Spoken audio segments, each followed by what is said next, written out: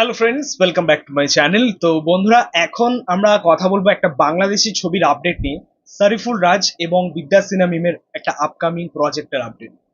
আমরা এই জুটিটাকে একদম পেয়েছিলাম 2022-এ পরাণ ছবির মাধ্যমে, রায়হান রফির ডিরেকশনে। সেটাও একটা লাভ স্টোরি ছিল, সেটা খুব ভালো ওয়ার্ক করেছিল এবং একটা সুপারহিট সিনেমা বলতে পারো বাংলাদেশে। তো সেই রকমই একটা লাভ স্টোরি কিন্তু আমরা আবারও পেতে চলেছি এই জুটির মাধ্যমে।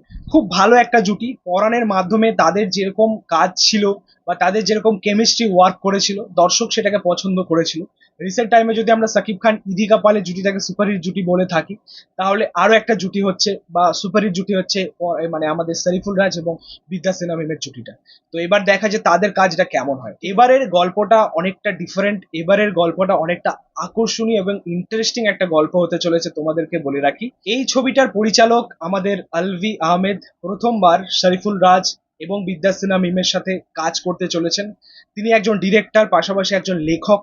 তার নিজস্ব লেখা, যার নাম হচ্ছে জীবন অপেরা, সেই গল্পটার উপরেই কিন্তু এই ছবিটা তৈরি হতে চলেছে। এবং তোমরা হয়তো অনেকেই জীবন অপেরা গল্প সম্বন্ধে জানো, বাংলাদেশের দর্শকরা বেশিরভাগ জানতে পারো। আমিও এখন জাস্ট কিছুক্ষণ আগে আমি গুগলে সার্চ করার পরেই হয়তো গল্পটা সম্বন্ধে একটু আধটু জানলাম। সেটা সত্যি খুব ইন্টারেস্টিং একটা গল্প। মানে এই টাইপের গল্প নিয়ে বাংলাদেশে তৈরি হয়নি এর আগে কোনো সিনেমা, ঠিক আছে? এর আগে বহু সিনেমা তৈরি হয়েছে, বাট এটা একটা এক্সপেরিমেন্টাল কাজ, ঠিক আছে? এই মুহূর্তে দাঁড়িয়ে এইরকম লাভ স্টোরি কিন্তু ওয়ার্ক করবে। এখনকার দর্শক কিন্তু এই রকম গল্প খায়, মানে তারা কিন্তু দেখে, এটা মানতে হবে। কারণ এই টাইপের গল্প আমরা আমাদের ইন্ডাস্ট্রি থেকে পেয়েছি। আমাদের কলকাতায় হয়তো হয়েছে, আমাদের বলিউডে হয়তো হয়েছে, সাউথের এরকম অনেক গল্প নিয়ে কাজ হয়েছে। সো এইরকম যে গল্পটা, যেটা জীবন অপেরার গল্প রয়েছে, সেই রকম গল্প নিয়ে এর আগে বাংলাদেশে কোনো কাজ হয়নি। সো এই প্রথমবার যেহেতু এরকম একটা গল্প আসছে, সো এটা কিন্তু খুব ইন্টারেস্টিং একটা বিষয়। আমি এখনো পর্যন্ত গল্পটা সম্পূর্ণরূপে জানি না বা পড়িনি, জাস্ট সংক্ষিপ্তটা জানি, সেটা গুগলেই আমি পেলাম আর কি। তোমরা গল্পটা হয়তো কোনোভাবে পেয়ে যাবে, অবশ্যই গল্পটা পড়ো। আমার তো খুবই ইন্টারেস্টিং লাগলো আর কি, সংক্ষিপ্তটুকু পড়ে আর কি।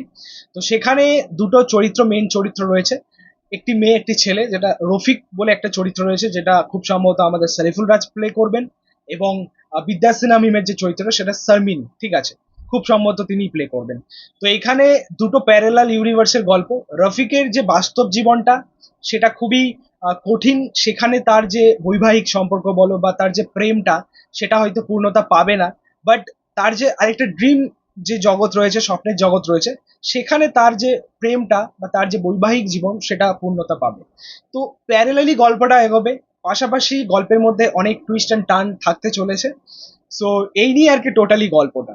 এর আগেও আমরা রিসেন্টলি দেখলাম বনলতা এক্সপ্রেস, সেটাও কিন্তু একটা উপন্যাস থেকে নেওয়া, কিছুক্ষণ বলে আমাদের হুমায়ুন আহমেদের লেখা।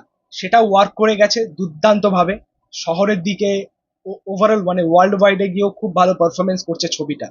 সো এই গল্পটাও কিন্তু সেরকমই একটা গল্প হতে চলেছে, মেনলি শহরের জন্য, মানে সেখানকার দর্শকদের জন্য, বা মাল্টিপ্লেক্স ওরিয়েন্টেড। ওয়ার্ক করবে দুর্দান্ত ভাবে। আমার তো মনে হয় এই ছবিটাও বনলতা এক্সপ্রেসের মধ্যেই ওয়ার্ক করবে। এবার দেখা যায় ছবিটা কবে মুক্তি পায়। রিসেন্ট আপডেট পেলাম যে ছবির কাজ খুব শীঘ্রই স্টার্ট হতে চলেছে। এই জুটিকেই আমরা পাচ্ছি, কিন্তু ছবিটা ঈদুল আজহাতে মুক্তি পাবে না, হাতে কম সময়। তারপরেই হয়তো ছবিটা মুক্তি পাবে।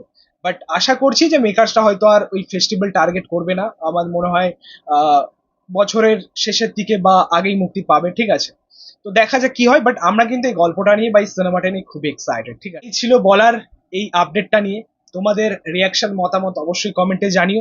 ভিডিওটা ভালো লাগলে অবশ্যই লাইক কমেন্ট শেয়ার করে দিও, পাশে থেকে সাপোর্ট করো, চ্যানেলটাকে অবশ্যই সাবস্ক্রাইব করে যাও, পাশে থাকা বেল প্রেস করে দিও পরবর্তী ভিডিওগুলো আপলোড করার জন্য। Thank you.